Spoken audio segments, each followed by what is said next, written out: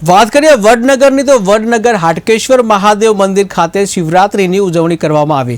500 નાળિયેરથી બનાવેલ શિવલિંગની જોવા લોકો ઉમટી પડ્યા કે જ્યાં હાટકેશ્વર મહાદેવ મંદિર ખાતે ખાસ પૂજા વિધિ કરવામાં આવી હતી।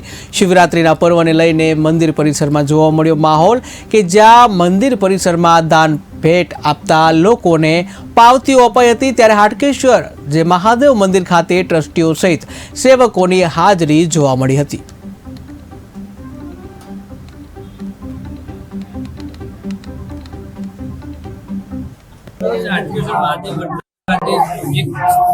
મોટું શિવલિંગ ભરાય છે તો અહીં હજારો પબ્લિક આ શિવલિંગ દર્શન કરવા આવે છે અને ખૂબ જ મહિમા છે અને ભક્તો ખૂબ જ ટ્રાફિક છે અને ભક્તોમાં ખૂબ જ મહિમા છે અને શિવની ખૂબ જ આરાધના અહીં થઈ રહી છે। હાટકેશ્વર ધામ માટે એટલું કહેવાય છે, મેં આપને અગાઉ પણ કહ્યું કે શિવલિંગ